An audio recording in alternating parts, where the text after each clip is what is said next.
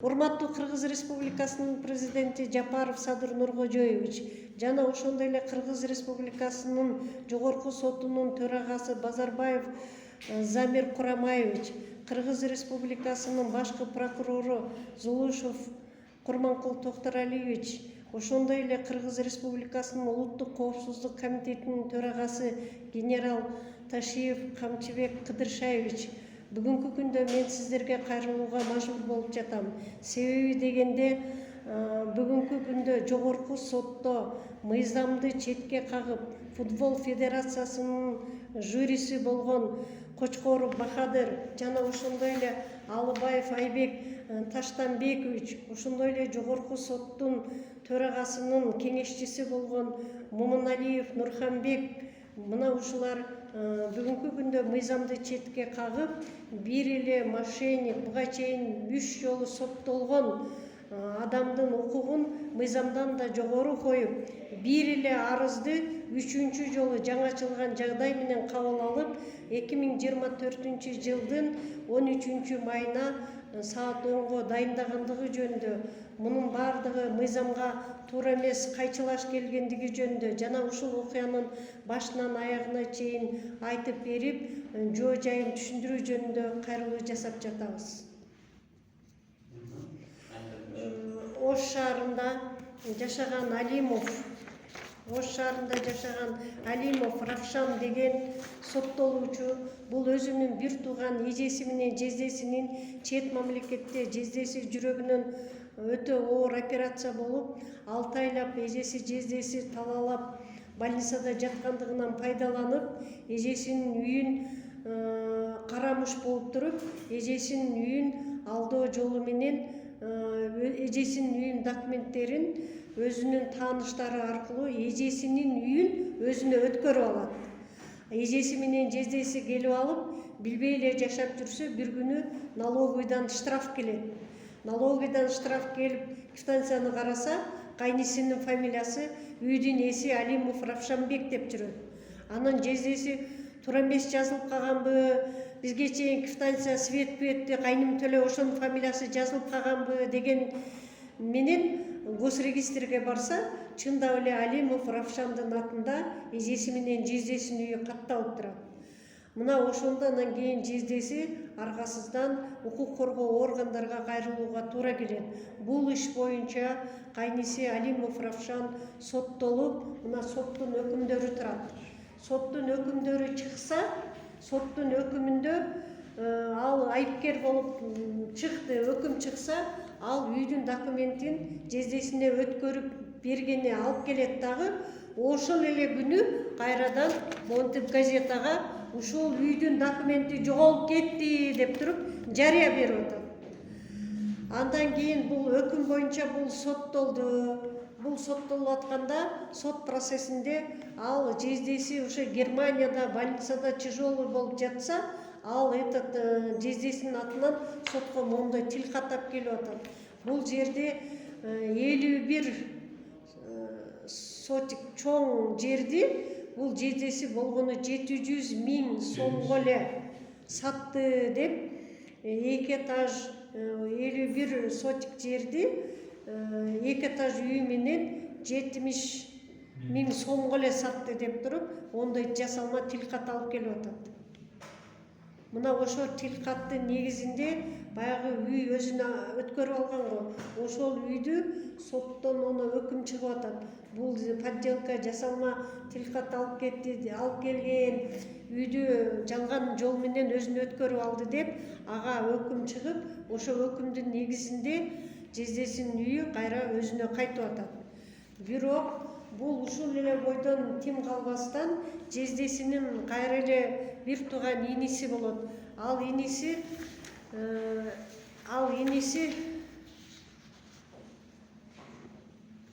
иниси дагы өзүнүн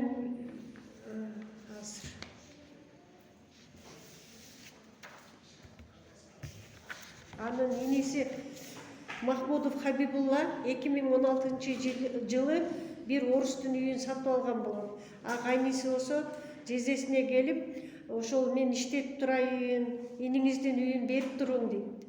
Анан ал иниси Өзбекстанга өтүп, Өзбекстандын жарандыгын алып алат. Ал бул этот Алимов Равшан именно жездесинин иниси Махмудов Хабибулла Өзбекстандын жараны болгондугун пайдаланып, ал үйдө иштетип атат дагы, жездеси кайрадан больницада башка жакта жүрсө, жездесине кайрылат, звонить этип, жезде бул жерде мыйзамга туура келбейт экен, сиздин иниңиз Өзбекстандын жараны болгондуктан жер үйдүн ээси боло албайт экен, өкмөт тартып алат экен, ошондуктан иниңизде мага доверенность алып бериңиз, сиз эми ооруп жатсаңыз десе, ал инисине звонить этип, тез этот доверенность жибер, сен үйүң өкмөт алып коет экен дейт. Десе, ал Өзбекстандан доверенность жиберет. Болбосо жездесине айтат, бул үйгө госакты жазап, жезде сиздин атыңызга өткөрөм дейт. Жездеси ооруп жаткандан буга макул болуп ишенет. Бул ошол эле үйдү кайрадан госакты жасатат. Госакты жасатып туруп, доверенностьтин негизинде өзүнүн бир тууган баласына купли-продажа кылып, жездесинин инисинин үйүн дагы кайра өзүнө өткөрүп алат. Анан ошол боюнча дагы экинчи кылмыш иши козголуп, ал боюнча дагы бул жакта дагы бир жолу соттолуп атат. Бул жерде мошенничество болуп соттолуп атат. Анан ушул мошенничество менен соттолуп жатып эле, соттоп аткан судьяга коронавирус болуп калдым деп бир жалган справканы Исламбек деген оорукананын атынан жалган справка жасап келип, сотту токтотуп коет. Сот анын алып келген жасалма справкасына ишенип сотту токтотуп коет. Бирок ошол эле күндөрү коронавирус болгон адам үйүндө жатат же больницада жатат. Ал көчөдө жүрүп калгандыктан мага чейинки адвокат аны байкап калып, жанагы справканы алып туруп больницага запрос жиберсе, больница аныктап атат. Бул биздин справка эмес, бул подделка дейт. Ал боюнча дагы соттолуп атат. Мына ушунун баардыгы аныкталып, бул иштердин баардыгы жогорку сотко чейин барып, 2022 жылы жогорку сот Алимов Равшанды Ош шаардык сотунда 5 жылга өкүм чыгарса, Ош облустук сотунан аны сот залынан камакка алат. Камакка алган учурда анын тууганы футбол федерациясынын жюриси Кочкор Бахадыр деген болот. Алимов Равшанга көмөк көрсөтүп, жогорку сотко барганда мыйзам бузуу жолу менен 5 жылга өкүм чыгып камалып кеткен адамды жогорку сотко ушу футбол федерациясынын сыйкырдуу сөздөрү менен 3 жылга пробация кылып коет.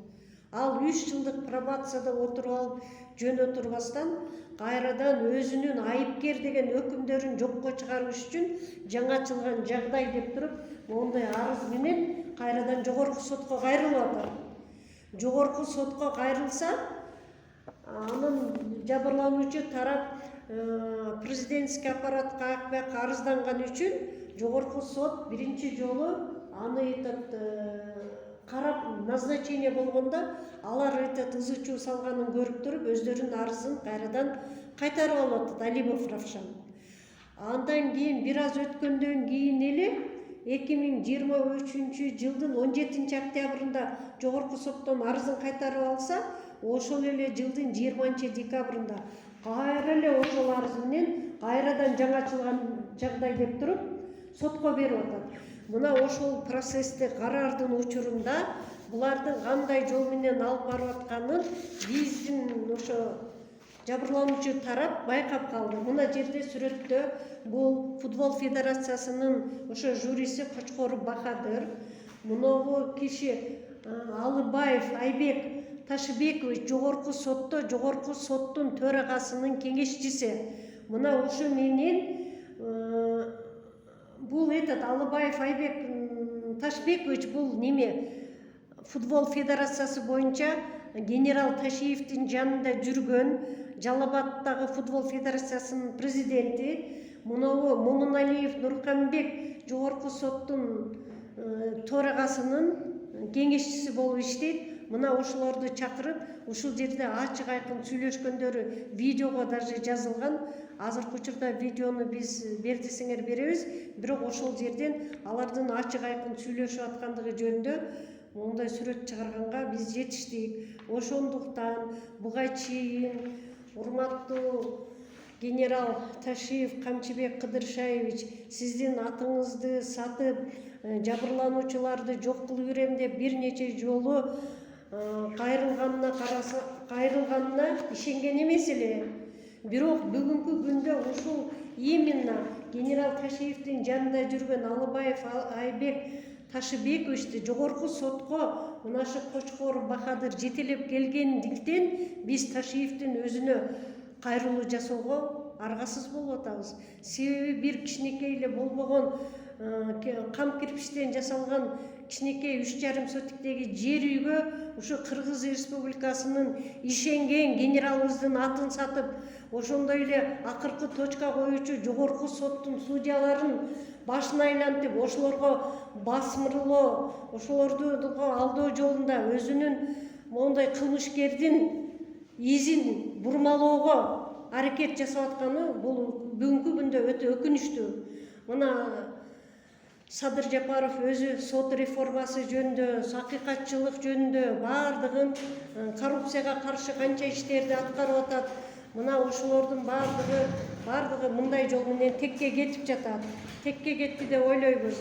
Мисалы соттордун өзүнүн мына чечимдерин карасаңар, мына мыйзамга эмне үчүн каршы болуп атат? Себеби дегенде Кыргыз Республикасында жазык процессуалдык кодексинин 445 беренесинин 4 жана 6 пункту менен ошол шылуундун укугун жогорку соттун судьялары коргоп атат.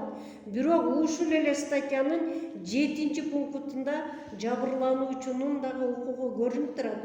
Бирок жабырлануучунун укугу бүгүнкү күндө корголбой атат.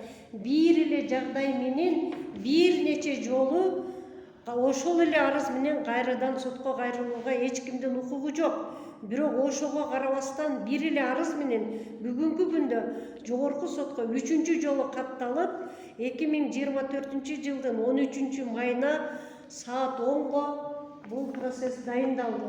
Ошондой эле бул процесске катышуучу надзор тарабынан урматтуу башкы прокурор Зулушев Курманкул Тохторалиевич, сизге да кайрылуу жасап өтөт элем. Себеби дегенде бул мошенниктин, бул алдамчынын бүт өкүмдөрү прокурордун катышуусу менен болот. Бул ар бир процесс прокурордун көзөмөлүндө болот. Ошондуктан сиз ушул иш боюнча көзөмөлүңүзгө алып, мына ушундай шылуундарды соттор көмөктөшүп жатканына дагы өз көзөмөлүңүзгө алып, юридикалык баа берүүңүздү сурап өтөт элем.